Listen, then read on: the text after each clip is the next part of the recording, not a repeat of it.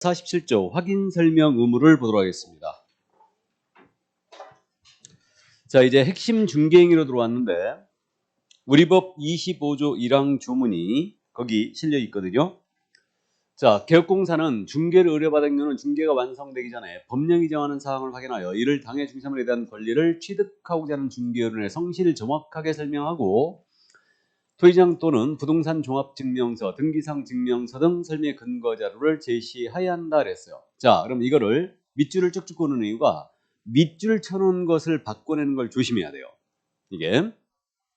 자, 그럼 이 토지를 갑이 갖고 있어요. 을과 거래하십니다. 이 거래를 A가 소개해요. 확인 설명 의무거든요. 개업공사는 중개 의뢰받은 때는 중개가 완성되기 전입니다. 요거 최근에 이거를 가장 잘 묻고 있어요. 완성된 때가 아니에요. 완성되기 전입니다. 당연한 얘기예요. 토지에 대한 정보를 확인하여 이를 취득하고자 하는 의뢰인이에요. 쌍방이 아닙니다. 성실 정확하게 설명을 하고 그 설명의 근거 자료를 제시하라고 그랬죠. 그럼 제시까지만 하면 되지 규발 의무는 없다. 그러니까 언능 보여주고 집어넣으면 된다고 그랬죠. 그래서 이제 그 정도 이해하시면 되겠네요. 그래서 확인 설명 의무는 바로 이거였고, 이때 근거 자료는 중개대상물에 대한 브리핑을 하고 있으니까 토지장, 건축물 대장, 등기상 증명서, 부동산 종합증명서 등을 말하는 겁니다. 그래서 이걸 제시까지만 하면 된다. 그래서 거기까지. 이게 바로 확인 설명이었는데, 확인 설명 의무의 주체는 일단 개공으로 출발했으니까 이자가 부담하는 거죠. 근데 소공은 확인 설명할 수 있다. 중개보조는 할 수 없다.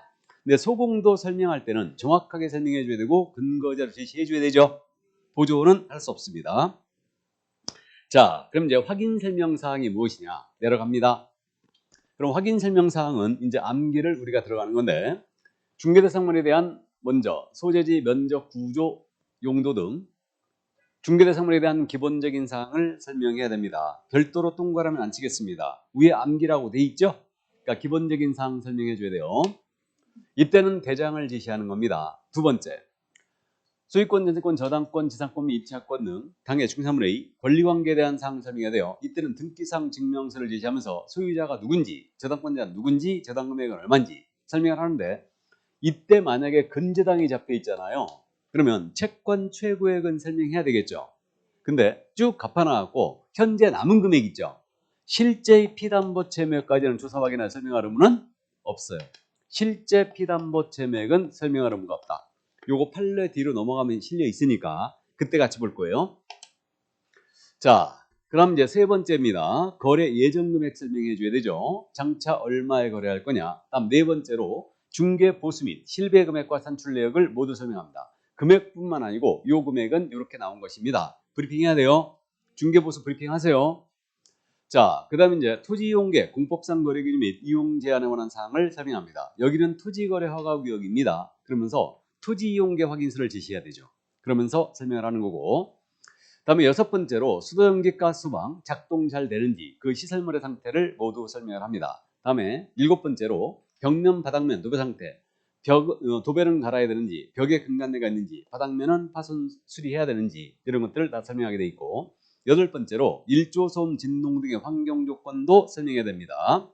그래서 환경 조건은 일조, 소음, 진동이라는 거 암기하고 있어야 돼요. 자, 그 다음 아홉 번째로 도로 및 대중교통수단과의 연계성, 시장학교 등 근접성 등 입지 조건.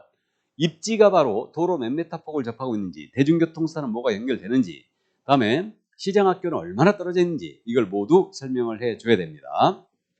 그리고 마지막으로 취득의뢰인에게 브리핑하고 있으니까 권리를 취득함에 따라 부담할 조세중 및 세율 있죠? 이거 브리핑을 해줘야 됩니다. 그래서 이게 바로 확인 설명사항 10가지가 이건데, 요게 이제 두음자가 기권 거수, 공시면 환지세로 돼 있죠. 그러니까 기본적인 사항, 권리관계사항, 거래 예정금액, 중개보수 여기서 끊고, 다음에 공시면이에요. 공법상 이용자 및 거래규제, 시설물의 상태, 벽면, 바닥면, 도배 상태, 이게 공시면이죠. 다음에 환지세예요. 그래서 환경조건, 입지조건, 취득 관련 조세 종류 및 세율이다.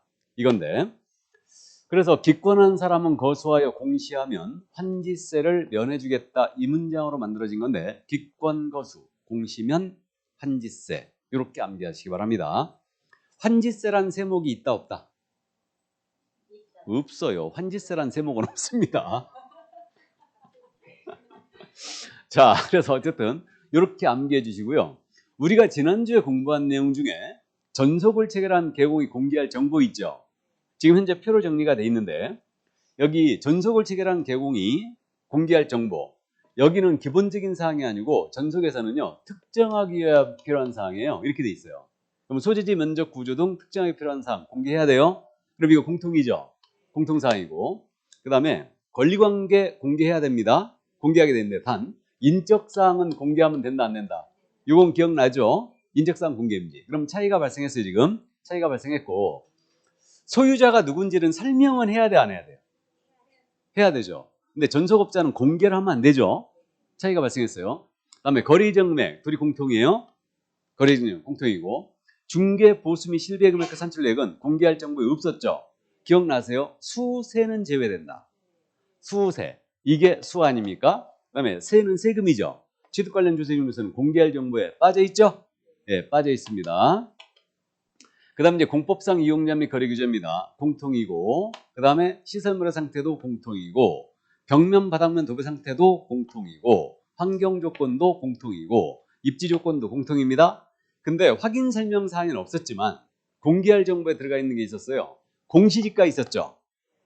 기억나세요? 공시지가. 다만 임대차를 전속으로 의뢰받은 경우는 공시지가를 공개하지 아니할 수 있다. 기억하고 있죠? 꼭 기억하고 있어야 됩니다. 이거. 그래서 공시지가는 플러스 이렇게 돼 있는 거예요. 그러면 그 밑에 메모가 돼 있어요. 핵심. 확인 설명사항과 공개할 정보의 차이. 몇 가지? 네 가지. 인적사항 차이가 있고, 그 다음에 공시지가의 차이가 있고, 수세의 차이가 있는 거죠. 수세. 그럼 우리 기억에 없는 것은 공개할 정보이자 확인 설명사항이죠. 기억납니까? 그래서 이게 그거였잖아요. 지난주에 연습했지 않습니까?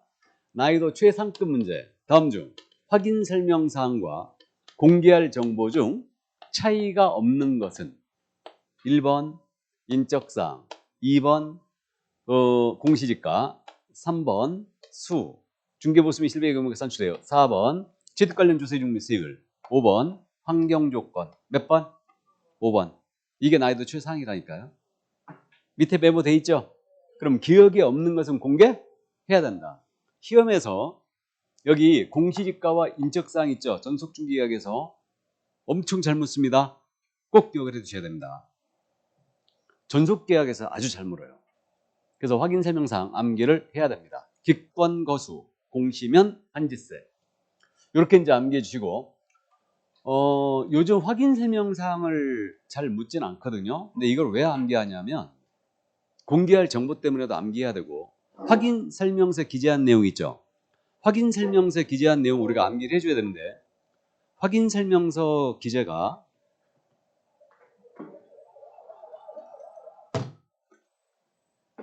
확인설명서 기재사항을 모두 암기해줘야 되는데, 확인설명서에 기재된 내용이 어차피 확인설명사항 아니겠어요?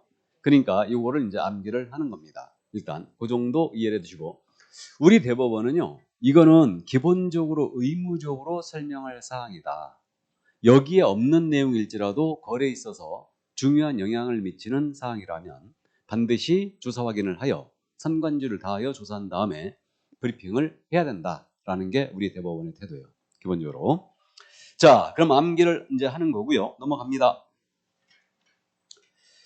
그러면 요 사항을 조사한 다음에 브리핑에 나가야 되는데 조사람에 있어서 한계가 있더라고요. 그래가지고 상태 관한 자료를 요구할 수 있어요. 그러면 자, 이 토지를 갑과 을이 거래하시는데 이 거래를 A가 소개한다. 그러면 이제 확인 설명을 위하여 필요하다면 계획공사는 매도인, 임대인이에요. 쓰는 자가 제일 잘하니까 이자에게 상태 관한 자료를 요구해야 된다 할 수 있다? 할 수 있다요. 상태 관한 자료 요구할 수 있고. 자, 그럼 이제 어떤 자료를 요구했느냐? 시설물의 상태, 벽면, 바닥면, 도배 상태, 그 다음에 환경 조건이라든가 미공시 권리에 대한 부분, 이런 것들을 모두 요구할 수 있어요. 이때 이 자료를 안 줬을 때, 요구를 했는데 불응시의 조치를 취해야 돼요. 그럼 만약에 이자가 불응을 하게 되면 이 사실을 취득 의뢰인이에요. 불응시에는 취득 의뢰인에게 일러야 됩니다. 설명을 하고 내가 요구했는데 불응합니다. 설명을 하고 확인 설명서에 기재도 해줘야 된다. 둘 다 해야 돼요. 설명하고 확인 설명서에 기재해야 된다. 그러면 설명을 하거나 기재해야 된다 그러면 틀렸네요. 아주 추접스럽습니다. 그래서 설명을 하고 기재도 한다. 둘 다 한다. 이게 상태원한 자료요건인데 실무적으로 이거 행사 못한다고 그랬죠? 어쨌든 자, 그 다음 이제 소유자 등의 확인이 나옵니다. 그럼 개업공사는 중개업무 수행을 위하여 필요한 경우는 중개의뢰인에게 주민등록증 등 신분을 확인할 수 있는 증표 제시를 요구할 수 있다. 개인정보보호법상 증표 제시를 요구할 수 있는 근거 규정을 둔 거예요. 그래서 신분증 봅시다. 그래갖고 이제 계약서 쓸 때 신분증 보고 이제 주소라든가 주민번호를 다 쓰게 됩니다. 그래서 증표 제시 요구할 수 있다. 그 정도만 이해하시면 되고.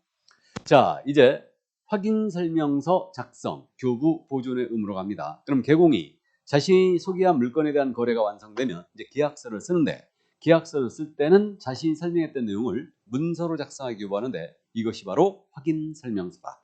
자, 그럼 내려갑니다. 우리법 25조 3항 규정이 4번에 나와 있네요.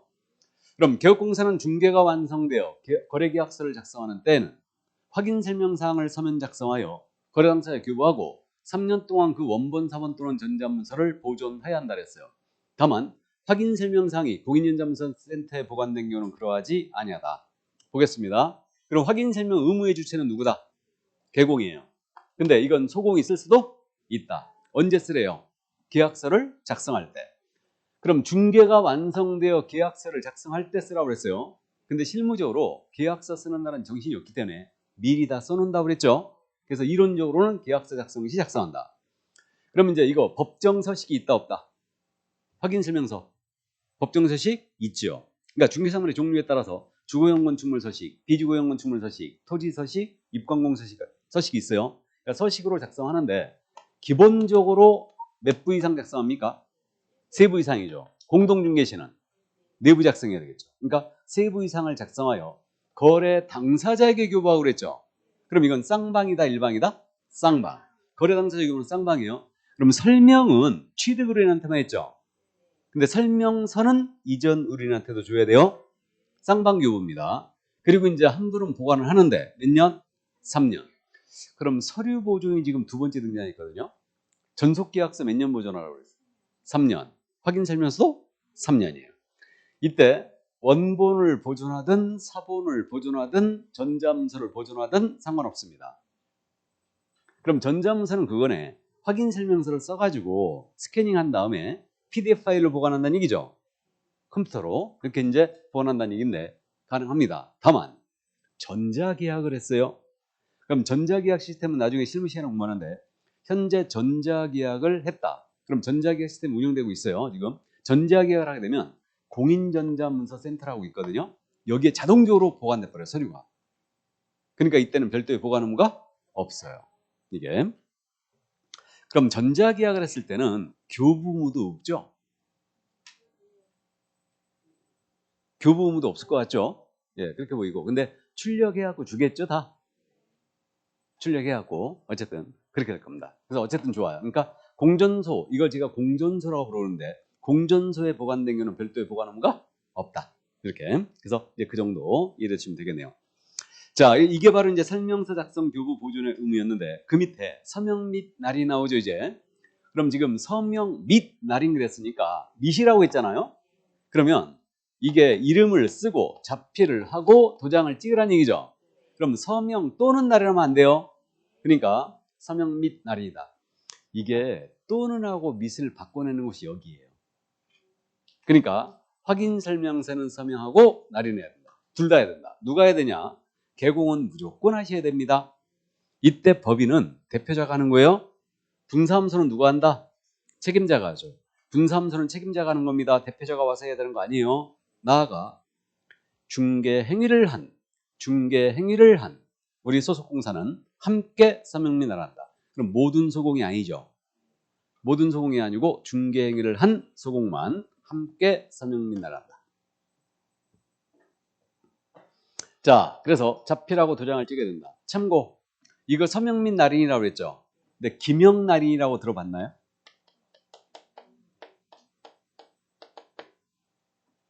이게 기명 그랬죠. 그럼 기록할 기자에다가 이름 명자겠죠.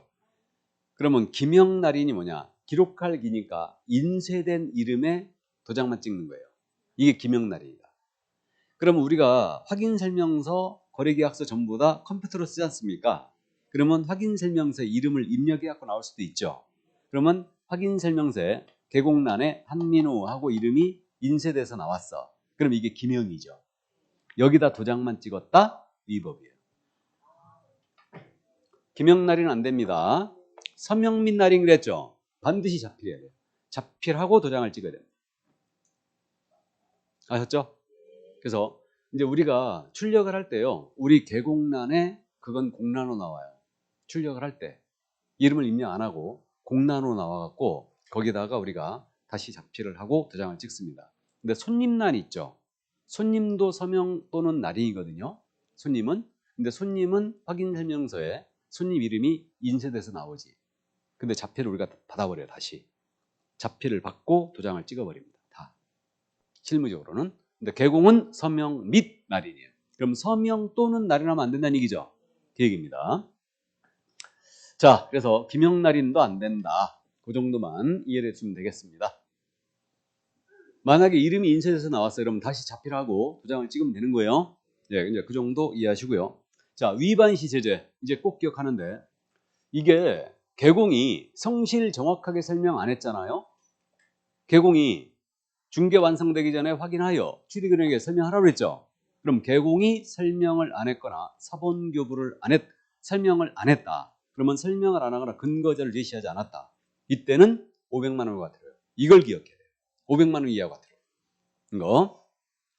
이걸 왜 주의를 해야 되냐면요. 전에는 요 확인 설명 의무 위반에 대해서 개공이 업정이었거든.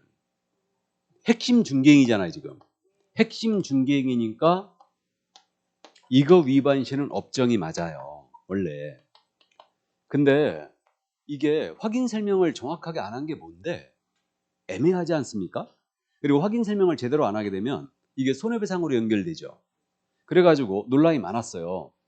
업정을 때리는 건 좀 무리가 있다. 너무 명확하지가 않다. 그러니까 이제 등과청이 이거는 재량권을 남용할 소지가 있지 않느냐. 그래가지고 이걸 삭제하게 됩니다. 제재를. 그냥 확인 설명 의무 위반은 손해배상으로 연결을 시키고 제재를 안 하는 걸로. 그래가지고 법이 이제 시행되기 전에 유보기한을 뒀어요. 그래갖고 유보기한을 뒀다가 다시 개정을 해요. 다시 개정을 해갖고 이 개공들이 안 되겠다. 설명 제대로 하라고 유도해야 된다. 그러면서 제재를 다시 신설하자 그런 거예요. 제재를 다시 두게 됩니다. 그러면서 업정으로 다시 부활하면 이거 좀 이상하잖아요. 그래서 한 단계 낮췄지. 업정보다 한 단계 낮은 게 500과예요. 그럼 기억이 좀 되겠어요? 그래서 개공의 확인 설명 의무 위반은 업정이 아니에요. 뭐라고요? 500과예요. 500과. 그 점을 꼭 기억하시고. 그럼 소공이 정확하게 설명 안 하면 뭐겠어요? 소공은 자격 정지예요. 자, 그다음 이제 지난주에 말씀드렸듯이 우리 확인 설명서 작성 교부해야 되고 보존해야 된다고 그랬죠? 서명 및 날인하라고 그랬죠? 그럼 설명서는 서류 관련 의무 위반이죠. 서류 관련 의무 위반은 제재가 뭐다? 업정. 서류. 전속계약서 사용 안 했거나 보관 안 하면 3년 보관하면 업정이라고 그랬잖아요. 서류 관련 의무 위반 업정. 계속 주입을 할 테니까 기억을 하세요. 지금 서류 관련 의무 위반은 일단 업정이다. 그럼 서류 보관 안 했다, 교부 안 했다 모두 업정. 근데 확인 설명을 제대로 안 하면 뭐라고요? 개공이 500과. 그래서 제재 잘못 씁니다. 이거. 조심해야 됩니다. 기억을 해두시고 이제 계속 반복을 할 거니까 우린 제재가 엄청나게 중요하다고 그랬죠. 이번 모의고사에 제재 많이 나왔나요? 첫 모의고사인데? 제재 많이 나왔어요? 좋습니다. 그럼 제재 같은 건 아직 안 기한됐으니까 기억나는 것만 그냥 풀어내고 나머지 다 찍어버리면 되지. 지금은 빵점 맞아도 돼요. 상관없습니다. 아직 시작 안 했잖아, 공부를. 그죠? 다만 1차는 빵점 맞으면 안 됩니다, 지금. 1차는 지금 하고 있기 때문에 아는 부분은 어느 정도 득점을 해줘야 돼요. 근데 이제 물론 1차 과목에서 평균 60점을 넘기고 싶어 하는데 절대 6점 잘 못 넘깁니다. 뭔 말인지 아시죠? 여러분들이 가장 오해를 많이 하는 것 중에 하나가 그거라니까요. 1차 과목에서 내가 평균 60점을 넘기고 싶어 하는데 모의고사에 평균 60 잘 못 넘긴다니까. 잘 못 넘겨요. 모의고사 수준이 실제 시험보다는 조금 더 어려워요. 그렇게 보시면 돼. 근데 1차 요즘 수준이 어느 정도인지 모르겠는데 1차가 너무 어렵게 내기 때문에 모의고사보다 더 어렵게 내는 경우가 있어요. 1차를. 근데 여전히 이제 2차에서 당락을 결정하는데, 그러니까 이제 모의고사에서 평균 60점을 계속 넘기고 있다. 그러면 이분은 다 합격선에 서 있는 거예요. 그러니까 그냥 따라가면 돼. 가장 중요한 것은 평균이에요. 내 학원의 평균보다 더 하고 있느냐 못하고 있느냐예요. 학원의 평균보다. 그러니까 우리 학원 평균이 예를 들어 45점이 나왔다. 그러면 요거만 딱 넘어서고 있으면 나는 합격 라인에 서 있는 거야. 왜 그렇다? 오프라인 학원 쪽에서는 무조건 50% 이상을 합격해버리거든. 우리 학원은 뭐 80점, 80%가 넘는다면서요? 아, 그 개뻥이에요, 그거? 아. 근데 확실한 건 50% 넘겨요. 무조건 넘깁니다. 50% 넘겨요. 무조건 넘겨요. 오프라인 전 학원이 50% 다 넘겨요. 수도권에 있는 학원은 다 넘깁니다. 50%는 무조건 넘겨요. 거짓말 같죠? 진짜예요. 50% 다 넘깁니다. 그러니까 학원 평균을 넘어서면 돼. 그게 내 득점의 기준이 되는 거예요. 뭔 말인지 아셨죠? 그리고 서두에 말씀드렸듯이 모의고사에서 중개법을 80점 이상을 득점하고 싶어 하는데 1년 내내 모의고사 보면서 80점 한 번도 못 맞을 수 있어요. 그래도 아무 상관이 없다. 아무 상관이 없어요. 여러분들은 중개사법을 가장 고득점을 시험장에서 하게 될 거예요. 시험장에서. 내가 중개사법 1년 내내 90점 한 번도 못 맞아봤는데 시험장에서 90점을 맞으실 겁니다. 뭔 말인지 아셨죠? 그렇게 하는 겁니다. 그러니까 너무 모의고사에 기죽지 말란 얘기예요. 이게 학원에 따라서는 모의고사 보고 나면 후유증이 가끔 있어. 지금은 이제 처음이니까 여러분들이 상관이 없는데 이제 한 7월 달이나 8월 달 갔는데 내가 열심히 1차를 하고서 모의고사를 봤는데 과락 맞아버린 거야. 민법을. 승질 나고 안 나와. 승질 나고 일주일 내내 쉬는 거야 그냥. 안 나와버려요. 이게. 그리고 이제 막 집에서 투덜투덜하지. 아니 시험 문제 보면 이렇게 어렵게 안 내던데 모의고사를 더럽게 어렵게 내갖고 사람 기죽이고 있다고. 어? 기분 나빠서 아주 안 나간다고. 그 다음날 아주 썰렁해. 일요일날 모의고사 보고 나면 그 다음날 썰렁합니다. 예. 근데 그럴 필요 전혀 없다는 얘기예요. 학원 평균이 중요하다고 그랬죠? 학원 평균이. 그래서 그 학원 평균보다 넘기면 된다. 그렇게 하시면 돼요. 자, 그럼 이제 49쪽에 판례가 실려 있는데 거기 판례 짚어드립니다. 그 1번 판례 있죠? 근저당이 설정돼 있어요. 이거 아주 잘 물었었거든요. 요즘은 잘 안 묻고 있는데 키포인트는 그거예요. 근저당권 설정돼 있으면 채권 최고액 설명해야 되는데 두 번째 줄에 실제란 말 나와 있죠. 실제 피담보 책임은 설명할 조사에 설명할 의무는 없다. 그러니까 실제란 말 동그라미 쳐놓으세요. 그 다음에 2번 판례는 다가구주택 중개시 확인 설명인데 이건 읽어보시고 3번 판례 이것도 잘 물었어요. 이거 누차 강조했는데 무료 중개하더라도 확인 설명 정확히 해야 되죠. 손해품 손해배상 책임도 있다고 그랬죠. 그러면 무료 중개를 하더라도 확인 설명 의무와 이에 위반한 경우 손해배상 의무는 소멸되는 것은 아니다. 꼭 이해해 두시고 그 다음 이제 4번 판례는 확인 설명 사항에 해당하지 않지만 선관주를 다하여 조사하여 설명하라는 얘기예요. 넘어갑니다. 다음에 5번 판례는 고등법원 판결이니까 참고하시고 6번 판례도 참고하시고 다음에 7번 판례 상가건물 임대차보호법 설명 의무인데 이게 상가건물 임대차 요거 중개할 때는요 그 양도양수인데 임차권의 양도양수였는데 요거 중개할 때는 임차인이 대항력을 취득할 수 있는가 우선민의권 취득할 수 있는가 이런 것들을 모두 브리핑하라는 얘기였어요. 8번 판례는 나중에 하죠. 자 그래서 그 정도 참고하시기 바랍니다. 자, 그럼 이제 51조 거래계약서 작성 등의 의무로 들어갑니다. 그럼 이제 거래계약 지난주에 말씀드렸는데 거래계약은 의뢰인과 의뢰인 사이에 체결되는 계약이라고 그랬죠?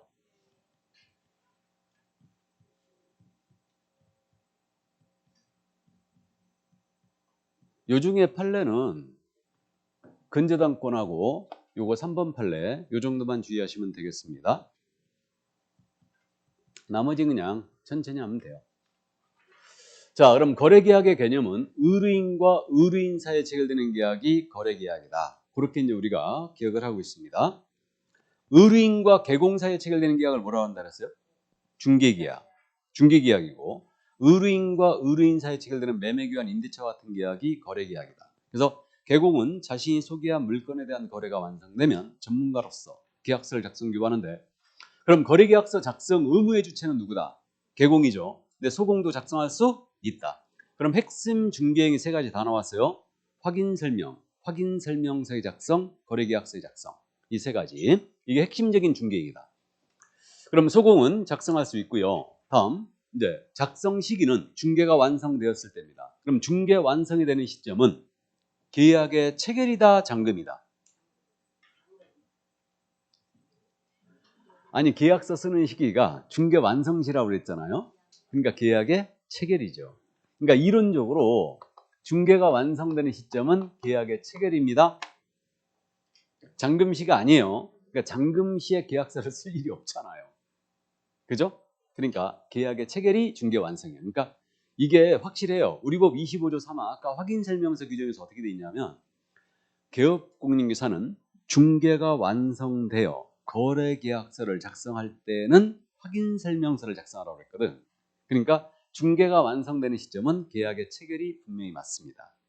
예. 자, 그럼 이제 그 서식이 정해져 있느냐? 이거 아주 무지하게 잘 묻는데 거래계약서는 법정 서식이 있다 없다? 없어요. 다만 국토교통부 장관은 거래계약의 표준서식을 정하여 이의 사용을 권장할 수 있다. 요 규정만 있어요. 그럼 거래계약서는 표준서식이 없습니다. 왜 없느냐? 거래계약 종류가 너무 많아가지고 표준서식을 정할 수가 없었어요. 매매 있죠, 교환 있죠, 임대차 있죠, 지상권 설정계약, 저당권 설정계약, 지상권 이전 계약, 저당권 이전 계약 너무 많기 때문에 표준서식을 정할 수가 없었어요. 실무에 가면 아파트 매매계약서, 토지 매매계약서, 상가 매매계약서 다 달라요. 임대차 계약서, 전세 계약서, 그럼 OP 전세 계약서, 주택 임대차 계약서 다 있겠죠. 이렇게. 그래서 그럼 서식이 정해진 바가 없습니다. 그래서 이거는 너무 종류가 많아서 정해지지 않다는 거 이해해 두시고 실무적으로는 우리 공인인증사협회에서 인터넷을 통하여 다운로드 해주고 있어요. 그 서식을 쓰고 있습니다. 현재. 자, 그럼 서식은 없지만 반드시 문서로 작성 교부해야 되고 이때 문서로 쓸 때 거래계약서 필수 기재사항이 있습니다. 반드시 넣어줘사항. 그래서 이제 거래계약서 필요적 기재사항 암기를 꼭 해야 되는데 9가지거든요. 먼저 거래 당사자 인적사항 들어가 있어야 되고 물건의 표시 들어가야 돼요. 소재지, 면적, 구조, 용도, 지목. 그리고 계약일자 들어가야 되고 다음에 거래금액 들어갑니다. 다음에 그 지급일자 전부 다 들어갑니다. 그리고 물건의 인도일시 들어가야 되고 그 다음에 권리 이전의 내용이라든가 또는 조건이나 기한이 있으면 조건기한 그 다음에 확인설명서 규부일자도 들어가 있어야 돼요. 이 확인설명서를 하도 안 줘버릇하니까 확인설명서 언제든지 다 쓰게 돼 있어요. 그럼 마지막으로 그 밖에 약정사항이 있으면 약정 내용 모두 들어가는데 이게 그 확인설명서 교부일자는 계약일과 거의 일치하겠죠. 그러지 않겠어요? 계약서를 쓸 때 확인설명서 써서 줘야 된다면서요. 그러니까 계약일과 설명서 교부일자는 거의 일치할 겁니다. 이렇게 되고 물건의 인도일시는 잔금일과 일치하지 않겠어요? 맞죠? 그렇게 됩니다. 자, 그래서 이게 바로 이제 거래계약서 필요기사인데 이게 육하원칙 중에 이렇게 되는 거 아니에요. 누가 어떤 부동산을 언제 얼마에 거랬냐 이거 아닙니까? 거기에 이제 인도일시, 권리전행, 조건기한, 설명서, 약정사항이 들어갑니다. 그래서 이렇게 돼 있는데 그래서 이거 인표에 인표 그렇게 돼 있죠. 인표, 일금도, 권조, 확약 이렇게 돼 있는데 인표가 누군지 알죠? 인표는 일금도, 한 푼도 권조가 있대요. 권조가 있어서 확약서를 바꿔주더라. 이렇게 만든 거예요. 이게. 인표는 일금도, 권조, 확약으로 암기합니다. 인표는 일금도, 권조, 확약이다. 그래갖고 이걸 또 누가 나한테 조건이라고 있다면서요? 조건 알아요, 몰라요? 알아요? 아시는구나. 나보다 신세대네? 자, 그래서 어쨌든 건조가 있어서 확약서를 바꾼다 이렇게 기억하시는데, 그럼 여기서 있잖아요. 제일 잘 묻는 게 뭐냐면 물건에 인도시 들어가야 돼요. 왜 그러냐면 인도 시점을 기준으로 모든 제세 공간을 정리하거든. 그리고 권리 이전의 내용 들어가야 돼요. 이거는 제목의 주로 표시돼요. 매매 계약서라면 어떤 권리 이전하는 거예요? 소유권. 임대차 계약서는 임차권 넘어가는 거죠. 그러니까 권리 이전의 내용 들어가 있어야 되고, 확인 설명서 규부 일자 있죠. 이거 엄청 잘못 씁니다. 이 세 가지가 주 타겟이에요. 인도일시 들어가느냐, 권리 이전의 내용 들어가느냐, 확인 설명서 규부 일자 들어가느냐. 이게 이제 특이하고. 그럼 콕 집어서 거꾸로 거기 메모가 지금 돼 있는데 위에 손가락질 하고 있죠. 거기서요 제일 잘 묻는 게 뭐냐면 공법상 제한 있죠. 이걸 제일 잘 물어요 또. 그 중에서도. 그러니까 공법상 제한 계약서에 쓸 일이 있다 없다? 없어요. 여기가 토지거래 허가구역 이런 거 쓸 일 없어요. 그다음에 중개보수 있죠. 계약서에 쓸 일이 없어요. 취득조서도 쓸 일이 없습니다. 거꾸로 꼭 여기 있어요. 그러니까 인표는 일금도 건조확약이다. 그렇게 이제 암기를 하는 겁니다.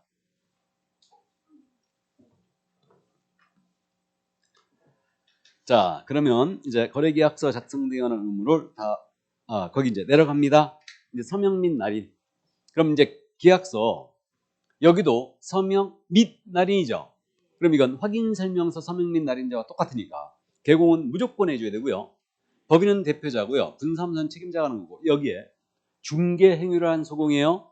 그러면 중개 행위했다는 얘기는 소공이 계약서를 썼다든가 이런 행위죠. 소공이 확인 설명을 했다. 확인 설명을 작성했다. 그럼 중개행위 한 거예요.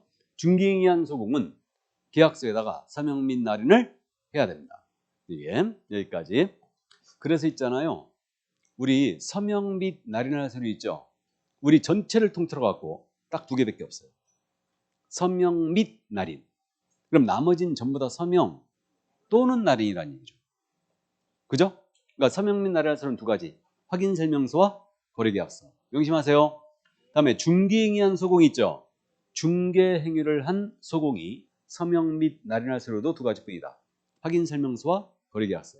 우리 소공은요. 다른 서류에는 아예 서명 날인 의무 자체가 없어요. 그럼 이제 예를 들어서 이런 지문. 전속중개계약서에 개업공사는 서명 및 날인해야 된다. OX? 누가 오라고 그랬어요? 전속중개계약서 우리 개업공사는 서명 및 날인해야 된다. OX? X죠. 서명 또는 날인이에요. 이해되세요? 또 예를 들어 중개행위를 한 우리 소속공인중개사는 전속중개계약서에 서명 또는 날인해야 된다. OX? X라니까요. 우리 소공은 서명 날인의 의무가 발생되는 것은 모두 무엇뿐이다? 2가지뿐. 확인 설명서와 거래계약서. 그러니까 중개행위를 했을지라도 우리 소공은 전속계약서에는 서명 및 날인 의무 서명 또는 날인 의무 자체가 없어요. 이해되시죠? 그러니까 서명 날인 가지고도 한 문제를 낸 적이 있습니다. 그러니까 확실히 해두세요. 그러니까 간단해요. 그냥 서명 및 날인할 서류는 2가지뿐이다. 확인 설명서와 거래계약서. 나머지는 다 서명 또는 날인이고 중개행위 한 소공이 서명 및 날인할 서류도 2가지뿐이다. 확인 설명서와 거래계약서. 다른 서류에는 소공은 아예 의무 자체가 없다. 됐죠? 자, 그 정도 이해하시고 내려갑니다. 자, 그럼 교부. 이것도 쌍방교부예요. 쌍방교부하고 보관을 하는데 몇 년 보관하래요? 5년. 그러니까 거래 당사자 쌍방 모두한테 교부하고 5년 동안 보관하는데 원본을 보존하든 사본을 보존하든 전자문서를 보존하든 상관없어요. 실무적으로는 다 원본 보존하고 있습니다. 그러면 서류 보관 3가지 다 나왔는데 공인전자문서 센터 전자계약을 했어요. 그럼 이건 자동 보관되기 때문에 이때는 별도의 보관 의무가 없습니다. 그럼 서류 보관 3가지 335예요. 335. 전속중개계약서 몇 년? 3년. 확인 설명서 3년. 거래계약서는 5년. 돈이 왔다리 갔다리 갖고 중개 완성의 문서니까 거래계약서는 5년입니다. 이게. 자, 그렇게 되고요. 전자계약을 했다면 별도의 보관 의무가 없죠. 그러면 이것도 물어본 적 있죠. 32회 때. 공인전자문서센터에 보관된 경우에 별도의 보관 업무가 없다고 명문의 규정을 둔 곳을 모두 골라라. 공인전자문서센터에 보관된 경우 별도의 보관 업무가 발생되지 않는 명문의 규정을 둔 것을 모두 골라라. 확인설명서와 거래계약서뿐이죠. 지금 뭔 얘기인지 몰랐죠? 공인전자문서센터에 보관된 경우 별도의 보관 업무가 없다는, 제외된다는 명문의 규정을 두고 있는 걸 모두 골라라. 확인설명서와 거래계약서뿐이에요. 뭔 말인지 아셨죠? 30회 때 그런 것도 물어본 적 있어요. 어쨌든 근데 설문이 좀 어려웠죠. 이게 뭔 소리일까? 이런 식으로. 근데 우리 서류 보관 3가지 뿐이에요. 3, 3, 5예요. 그냥 전속삼, 확인삼, 거래계약서. 이 셋 중에 확인설명서와 거래계약서가 전자계약을 했을 때는 별도의 보관 업무가 없죠. 공존소에 보관된 경우에는. 자, 그 다음 이제 계약서 쓸 때 거래금액 등 거래 내용을 거짓 기재하거나 서로 다른 이의 사항 계약서 쓰면 안 됩니다. 그래서 다운계약서, 업계약서, 이중계약서 모두 금지예요. 이제 이렇게 돼 있고, 자, 위반 시 제재를 주의하는데, 일단 이거 핵심 중개행위였죠. 핵심 중개행위. 그러면 확인설명서 작성 교부 안 했다, 보존 안 했다, 업정이라고 그랬죠. 그럼 거래계약서 작성 교부 안 했거나 보관 안 했다, 서명 및 날안 했다, 모두 업정 맞겠죠. 개공 업정이야. 단 거짓기재 이중계약서 있죠. 요거만 딱 주의하면 돼요. 거짓기재 이중계약서는 질서 문란의 우려가 있죠. 한 단계 올렸죠. 업정에서. 임취. 업무정지 한 단계 위로 가는 게 임취 아닙니까? 임의적 등록 취소예요. 이때는 임취고요. 근데 소공은 다운이나 업을 썼어요. 소공이 거짓기재 이중계약서예요. 소공은 모두 자격정지죠. 그럼 있잖아요. 다운을 썼다가 걸렸어요. 누가 썼다고 해야 돼? 소공이. 왜 그래요? 소공은 자격정지니까 그냥 쉬우면 되죠. 근데 개공이 업무정지 먹어버리면 이거 임취는 모두가 업정사유이기도 해요. 업무정지 먹으면 사무소 가셔야 되거든. 맞죠? 이 정도 이해를 해주시면 되겠네요. 그래서 여기까지 제재. 그럼 제재 다시 한번 이제 감잡기 하는데, 핵심 중개행위 3가지 다 나왔어요. 핵심 중개행위는 기본적으로 업정으로 기억합니다. 근데 확인 설명 의무를 개공이 위반했어요. 이거는 500으로 내린 거죠. 500만 원 같더라고. 근데 설명서 작성 교부 안 했거나 계약서 작성 교부 안 했다, 보존 안 했다, 모두 업정이에요. 업정이고. 근데 이제 거래계약서 거짓 기재했거나 거래금액 등 거래 내용을 거짓 기재했거나 이중계약서를 쓴 것은 질서 문란의 우려가 있으니까 한 단계를 올렸다. 뭐다? 임치로 합니다. 그래서 이 부분 잘 묻고요. 그 다음 이제 거짓 기재 이중계약서 작성한 행위가 소공이었죠. 소공은 뭐다? 소공 자격정지. 주의해야 됩니다. 아주 잘 물어요. 그래서 자격 취소 아니에요. 자격정지예요. 개공은 근데 임치예요. 그래서 일단 그렇게 감 잡아가시고, 자, 그 다음 이제 한 장을 넘기면 서류 정리가 나와 있거든요. 이건 이제 천천히 하자고요. 알아보시겠죠? 보고하는 3, 4, 5고요. 그 다음에 서식이 없다는 거, 거래계약서 서식 없다고 그랬죠? 아주 잘 묻고 있고, 그 다음에 이제 서명 및 날인할 서류 뭐라고요? 서명 및 날인할 서류는 거래계약서, 확인설명서 2가지고, 서류 관련 의무 위반 전부 다 뭐다? 업정 이렇게 얘기했어요. 다만 이제 바로 나오는데, 우리 중개 완성됐을 때 쌍방교부 서면이 있죠. 보증서를 아직 공부 안 했거든요. 중개 완성되면요, 보증관계에 대해 쌍방 설명하고 쌍방 모두한테 주게 돼 있어요. 그러니까 중개 완성되면요, 이 3가지 서면이 언제나 완세트로 나가야 돼요. 언제나. 그러면 계약서 안 줬다, 설명서 안 줬다, 업정이죠 이거. 근데 보증서 미교부 있죠. 요거만 100과예요. 왜 그러냐면 보증서 우리 게시하게 돼 있죠. 게시 의무 위반하고 똑같아요. 교부 안 했다, 100만 원 이하 과태료. 100만 원 이하의 과태료. 이 정도만 주의하면 돼요. 그럼 나머지 서류 관련 의무 위반은 전부 다 뭐다? 업정이다. 감 잡혀요? 그래서 이렇게만 기억을 해 나가도요, 여러분들이 대다수의 제재를 거의 다 기억하는 거예요. 그러니까 우리는 기출문제를 보면요. 곳곳에서 제재를 물어보거든요. 그러니까 이게 툭툭툭 튀어나와야 돼요. 그래서 이제 계속 주입을 할 거니까 따라오시기만 하면 됩니다. 오늘 수업을 듣고 모의고사를 봤으면 훨씬 문제를 많이 맞췄을 것 같죠? 조금 쉬었다 할까요?